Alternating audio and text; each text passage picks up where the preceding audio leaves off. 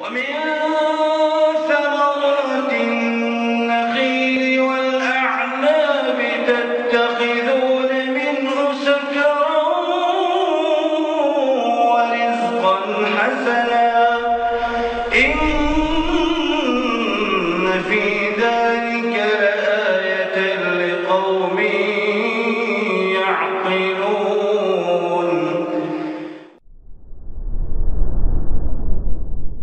Bismillahirrahmanirrahim. Alhamdulillahirabbil alamin wassalatu wassalamu ala sayyidil mursalin wa ala alihi wa sahbihi ajma'in.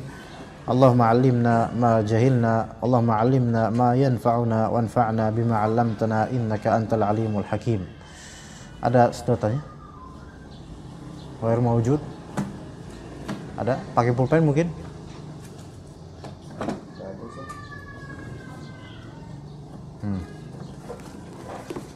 Atau pakai ini, pakai kabel Sennheiser nih. Lumayan loh, 2 jutaan ini.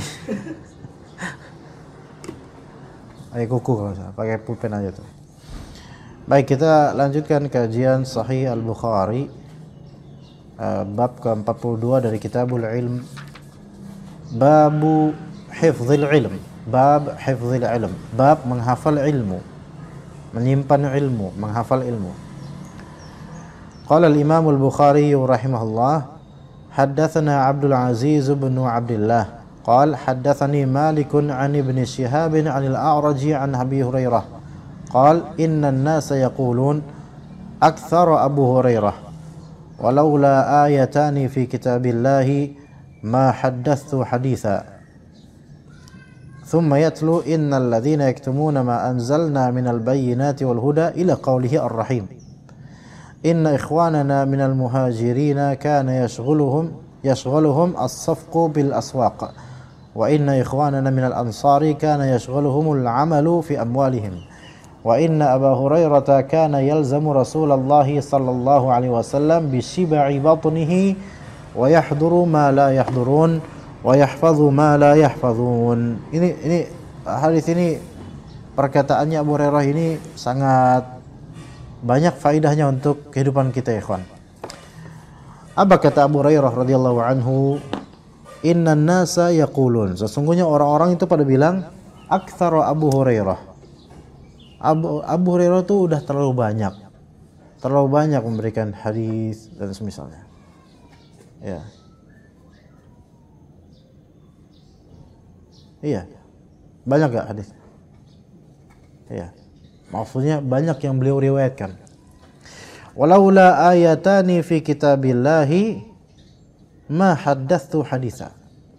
Sekiranya bukan karena ada 2 ayat di kitab Allah, di ayat berikut di kitab Allah, maka aku tidak akan mentahdits. Apa itu mentahdits? Aku tidak akan meriwayatkan hadis. Tapi karena ada 2 ayat ini, innal ladzina yaktumuna ma anzalna minal bayyinati wal huda min ba'di ma bayyanahu lin-nasi fil kitab. Ya, innal ladzina yaktumuna di ayat Al-Baqarah, di surat Al-Baqarah 159. Innal ladzina yaktumuna ma anzalna minal bayyinati wal huda min ba'di ma bayyanahu lin-nasi fil kitab ulaika yal'anuhumullahu wa yal'anuhumul la'inun illa alladhina tabu wa aslahu wa bayyanu fa ulaika atubu alaihim wa at-tawwabur rahim. Itu ayatnya. Sesungguhnya orang-orang yang menutup-nutupi, yang menyembunyikan apa yang telah kami turunkan dari hal-hal yang jelas, bayinat dan petunjuk, setelah kami jelaskan petunjuk itu kepada manusia dalam Alkitab, maka mereka adalah orang-orang yang dilaknat oleh Allah dan dilaknat oleh para pelaknat, kecuali yang bertaubat dan melakukan islah dan menjelaskan. Maka di sini ada larangan kitmanul ilm, ada larangan menyembunyikan ilmu, dan ini merupakan perintah apa? Perintah menyebarkan ilmu, jangan disembunyikan. Ya, itu Abu Hurairah khawatir, kata beliau, kalau bukan karena 2 ayat itu, saya nggak bakal meriwayatkan hadis apapun.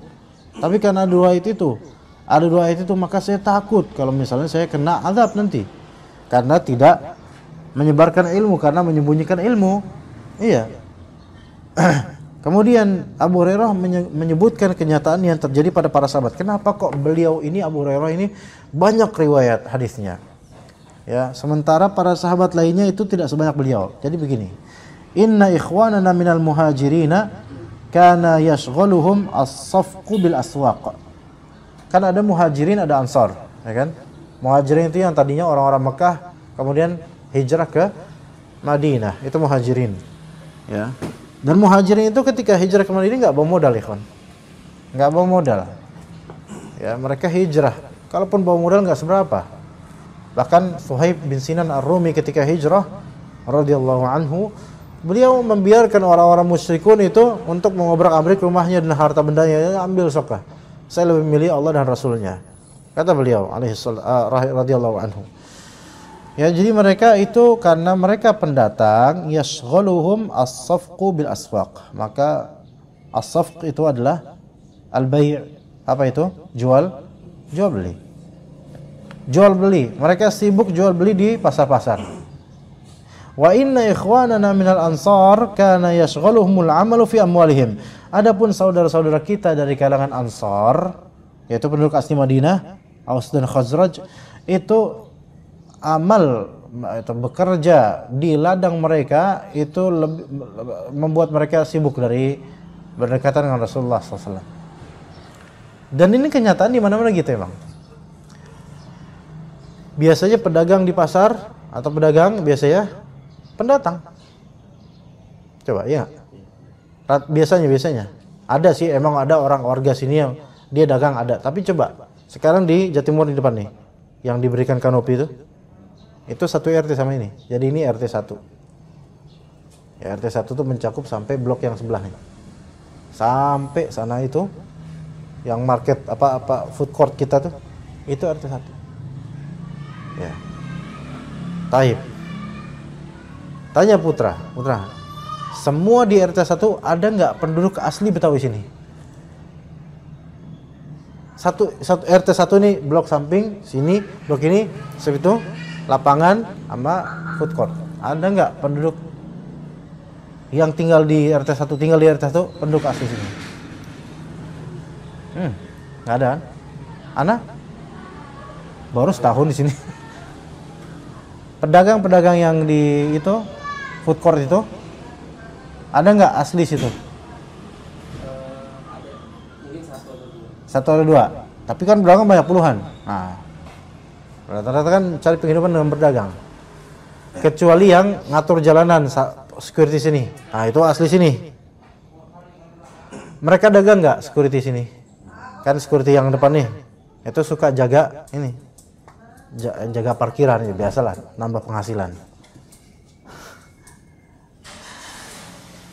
Nah, sekarang yang kalau kita lihat kenyataan di sini, safaq bil aswaq itu siapa yang berjual beli? Pendatang rata-rata. Nah, al-amal fil amwal yaitu menggarap lahan milik sendiri, itu siapa? Betawi sini. Ya, emang biasanya kayak gitu. Justru rata-rata pedagang betul-betul pedagang, betul-betul nyari duit biasanya pendatang. Kalau pemilik tanah, orang asli pemilik bumi tinggal ongkang-ongkang, paling udahlah garap tanah gitu kan. Ya enggak? Iya. Karena udah punya modal gitu loh, modal tanah, modalnya. Tinggal garap aja. Sawahnya digarap gitu kan. Tapi atau orang outsider yang kemudian tinggal di situ karena dia baru atau dia pendatang, itu rata-rata usaha sampai bisa. Makanya Afwan, Anda juga turunan Betawi juga, tapi kita lihat kebanyakan dari warga asli Jakarta, maksudnya Betawi asli Jakarta, akhirnya kenapa banyak termarginalkan? Kenapa sampai ada istilah Betawi Depok, Betawi pinggiran, Betawi marginal, Betawi geser? Kenapa? Karena tergerus, mereka mulai jual tanah, ya kan? Untuk usaha-usaha orang-orang yang mendatang. Untuk safaq bil aswaq, sekarang berapa persen di Jabodetabek itu pasar sebenarnya. Dan betapa Alfamart, Indomaret berdekatan, taqarrub fil aswaq, saling berdekatan dalam usaha. Entah ini masuk ke dalam tanda-tanda dekatnya kiamat atau gimana nggak tahu. Tetapi itulah orang-orang pendatang. Yang kemudian kalau orang-orang pendatang ini udah mulai mereka kaya, mereka bisa ini bisa itu, mulai yang al-amal fil amwal, yaitu yang pribumi yang menggarap lahannya sendiri, mulai termarginalkan karena pribumi ini juga butuh uang di zaman sekarang, buat umroh, buat nikahin anak, buat ini, buat itu. Juallah kemudian, bukan hanya di Jabodetabek, di kampung pun banyak jual sawah demi umroh atau haji. Ternyata ditipu kan. Sebenarnya di sini circle-nya begini. Ketika syariat Islam nggak dipakai, maka kerakusan itu akan selalu ada. Iya, beli akhirat, beli tanah, bikin apartemen, bikin ini, bikin itu.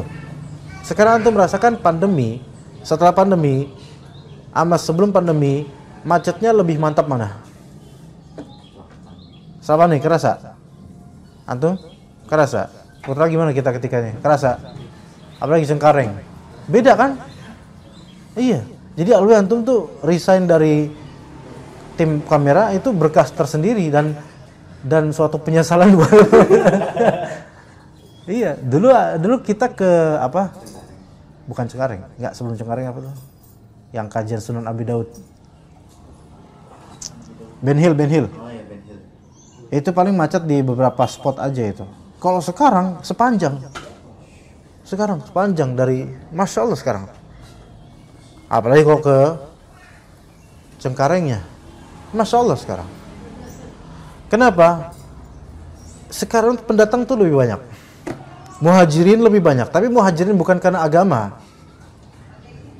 hijrah karena dunia, karena mencari penghasilan. Yalah ba'sabi, nggak masalah.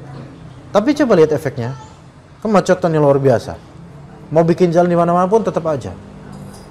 Sekarang antum lihat Cilangkap, dekat Masjid Hijau, mulai lebih rame itu. Gimana pas ngantri kafe, rame sih? Taib. Kalau dulu kan ramenya kan orang-orang mau ke Mabes, itu kan di perempatan, di pertigaan yang itu tuh. Sekarang bisa aja depan Masjid Hijau suatu saat akan macet.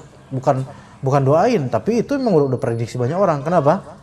Karena di situ mulai ada apartemen gede. Kalau jadi itu apartemen, insya Allah.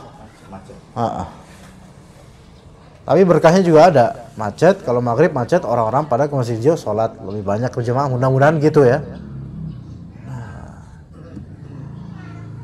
Jadi ketika rakus ya, kemaruk, orang-orang pendatang yang mereka udah mulai digdaya duitnya, mereka akan mulai membeli tanah orang-orang milik pribumi, beli, dibuat usaha lagi, mengundang banyak orang lagi. Akhirnya yang terjadi apa? Populasinya terlalu kencang gitu, terlalu overpopulation. Ya begitu. Bukankah China sekarang overpopulation? Karena apa? Mereka nyari dunia, kemudian overpopulation, dan mereka menyebar populasi mereka sampai di Indonesia, sampai ke desa-desa.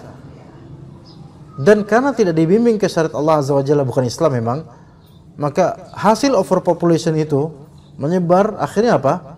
Mereka juga menghambakan diri pada dunia, cari duit sebanyak-banyaknya. Ya seperti itu ikhwan. Tapi kalau kita lihat ikhwanna minal muhajirin, saudara-saudara kita dari kalangan muhajirin, mereka sibuk dagang di pasar-pasar.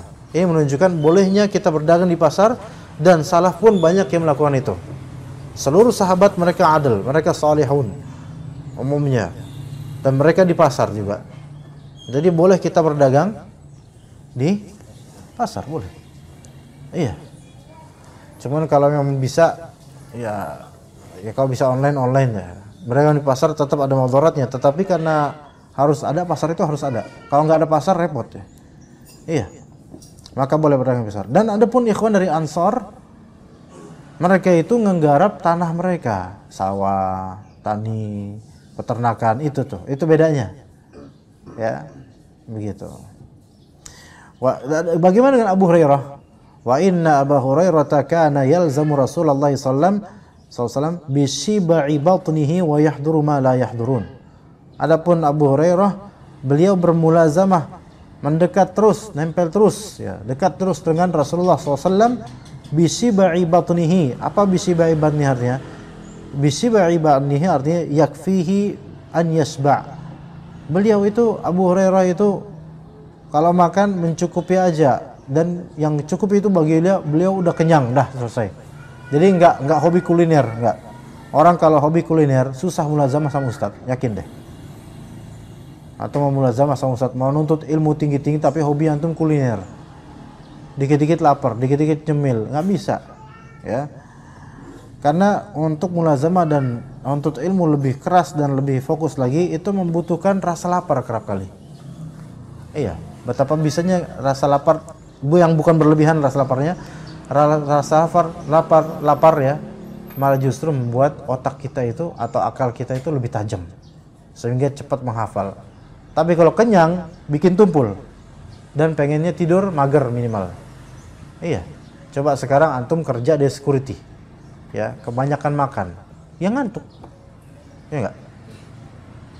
Kebanyakan makan, nasi padang, ntar dikasih apa, dikasih ini, banyak makan dikasih warga, hujan lagi. Kemarin pas masak kayak gitu. Mantap ya? Iya, Anda merasakan ngantuknya itu. Sekarang Anda merasakan. Hujan lagi. Iya. Begitu, Masya Allah. Tapi kalau misalnya ditambah rasa lapar, itu bisa lebih waspada dan lebih berani. Security ketemu setan, antum lapar. Ketemu setan, apa? Emosinya. Nggak tahu kalau saya lapar, gitu kan? Memuncak, mau saya makan kamu, gitu kan? Ya, emosi. Tapi kalau terlalu perjangan, karena itu hak tubuh kita itu harus dipenuhi ya. Maka Abu Hurairah ini mencukupi dengan apa yang dia makan, dah nggak perlu lebih. Ya, maka dengan sebab itu yahduru ma la yahdurun. Abu Hurairah itu bisa hadir sementara kawan-kawannya sahabat lain tidak bisa hadir. Wa yahfadzu ma la yahfadzun, karena beliau hadir maka beliau bisa menghafal apa yang tidak dihafal oleh orang-orang yang tidak hadir. Begitu. Ya. Tapi pertanyaannya, lebih dulu mana Abu Hurairah atau Abu Bakar masuk Islam? Jelas Abu Bakar, lebih dulu Abu Bakar. Pertanyaan Anda kemudian, lebih banyak hadis siapa? Abu Bakar hadis, dari segi hadis, penyimpanan hadis.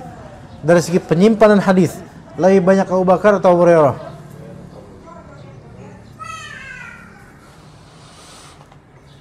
Hah? Dari segi tahammulul hadis, menyimpan hadis, menerima hadis dari Rasulullah SAW, lebih banyak Abu Hurairah atau Abu Bakar?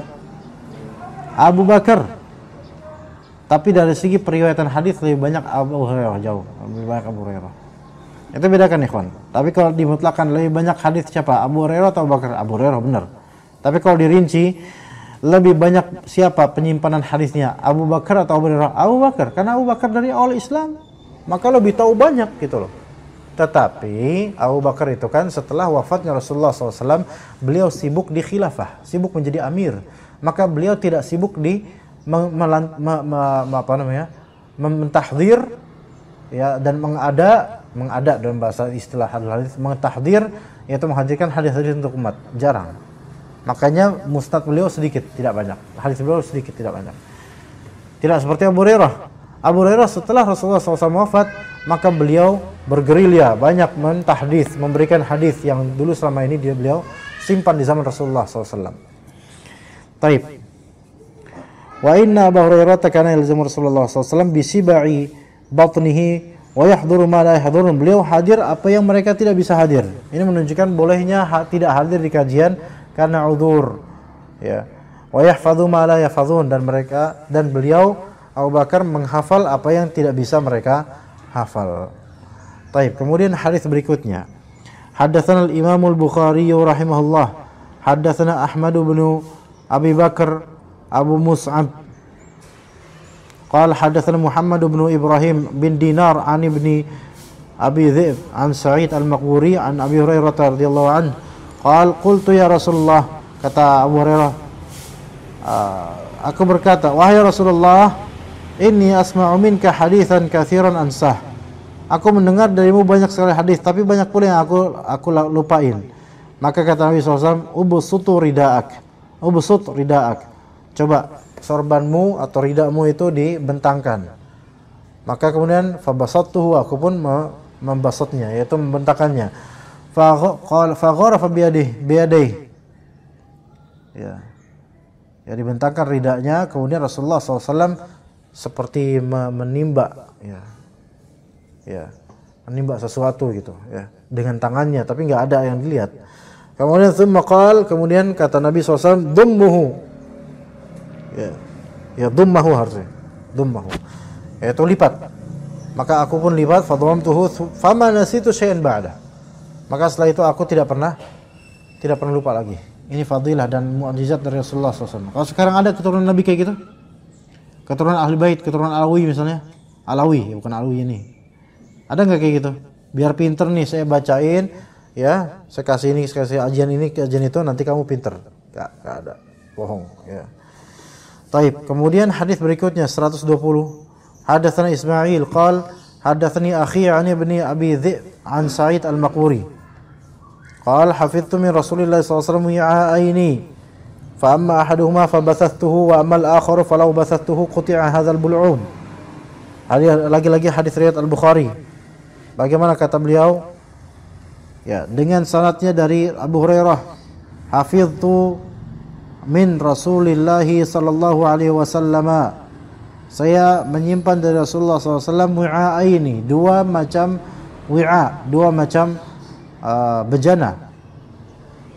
Ya, aku mendapatkan menghafal dari Rasulullah SAW dua wadah. Fa amma ahaduhuma fabathathtuhu, satu wadah aku sebarkan. Wa ammal akharu falau bathathtuhu quti'a hadzal bul'um. Adapun kalau satu lagi, kalau aku sebarkan maka akan dipenggal leherku, itu maknanya. Ya, makna bulghum itu adalah tempat mengalirnya makanan gitu loh. Selang makanan untuk diri kita, dalam diri kita. Itu bul'um.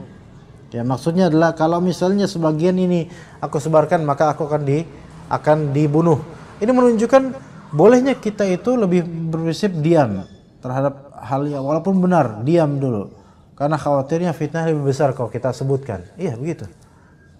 Iya, lebih baik diam dulu. Dan tadi Anda bilang, ikhwan, karena kita tuh kadang memiliki ilmu, pemahaman tentang sesuatu, dan itu sahih. Kemudian ada peristiwa. Kadang kalau kita pikir kalau saya langsung komentari ini nanti bakal apa? Chaos, dan bakal terjadi hal-hal yang tidak diinginkan. Ya, kadang kita harus menunggu waktu yang tepat, ya, untuk menyampaikan kabar yang lebih sahih. Ya. Perseteruan misalnya pesulap merah dengan Gus Samsudin itu akan berefek ke depannya ke hal-hal yang sebenarnya tidak kita ridhoi gitu loh. Karena apa yang dibongkar oleh pesulap merah tidak seperti yang dibongkar oleh para ustadzah, asatidzah. Enggak. Hanya membongkar tidak sulap. Dan dengan tampilan seperti itu kita tidak yakin akan dirinya gitu loh. Karena seseorang kalau mau menjadi rujukan agama tidak seperti itu fashionnya. Di kajian kitab Iqtida As-Siratal Mustaqim Anda sudah sebutkan bahwa kita dilarang bertasyabuh pada orang kafir. Itu satu. Dan kedua, kita dilarang pakai rambut palsu. Nggak boleh. Nggak boleh pakai rambut palsu. Rambut yang nempel palsu disambung nggak boleh. Nah, kalau misalnya kita katakan pesulap merah ini gini, kesalahannya gini. Kira-kira antum dibully gak sama orang? Iya. Ini yang namanya fitnah ini. Lihat. Hatta antum seorang ustadz. Antum sebutkan kesalahannya begini. Padahal kesalahan itu asasi dan akidah, dan di dalam manhaj salaf kita udah biasa mendengar itu kebenaran. Malah mereka ini terjerumus kepada kesalahan karena manhajnya gado-gado. Ya udah. Kalau antum sekarang bikin status WhatsApp atau Facebook, bertakwalah kepada Allah wahai pesulap merah misalnya. Jangan terbuai dengan ketenanganmu di sana. Nanti kan ada yang komentar, iri bilang bos. Iya, antum bilang. Wahai Ustadz fulan, wahai pesulap merah, wahai gini. Bertakwalah kepada Allah, galilah ilmu lebih lanjut daripada sering tampil akan hal-hal seperti ini yang nanti takutnya terjerumus. Itu banyak nanti komentar macam-macam. Ada komentar nanti misalnya bisa aja komentar yang macam-macam itu apa? Seperti susah dimengerti, semoga mertuamu Megawati, semoga istrimu, semoga motormu selalu di belakang truk ayam. Iya kan? Itu kan ada nggak komentar? Pernah dengar komentar? Pernah baca komentar itu? Belum? Enggak, suatu saat semoga Allah beri hidayah. Pernah ada nggak? Ada tuh. Ya, ada komentar seperti itu. Komentar macam-macam. Kita yang dibully, didoakan macam-macam. Semoga uang simpananmu disimpan oleh Yusuf Mansur. Kan kayak gitu apa? Kenapa harus itu orang kita coba karena apa ya? Netizen sekarang tuh Allah musta'an. Kita ngomong benar, kita digituin akhirnya. Coba kalau terjadi beneran kan gak enak banget. Yang paling menyakitkan itu emangnya itu. Iya. Semoga motormu selalu di belakang truk ayam. Itu gak enak banget itu. Itu nasibnya itu apes banget. Mertuanya Megawati lah, kemudian truk dia. Kok bisa kayak gitu orang? Masya Allah. Ya. Zaman dah. Orang ngarang kok kayak gitu loh. Nanti memang kita nggak bisa. Kalau kita punya ilmu nggak semuanya kita keluarkan. Jangan. Kadang kalau kita keluarkan tidak tepat pada waktunya akan menimbulkan fitnah. Lewat sini Bang Kafir, lewat sini Bang Kafir. Jangan lewat situ. Ya, sini saling. Pintar, rezeki. Putra, masya Allah.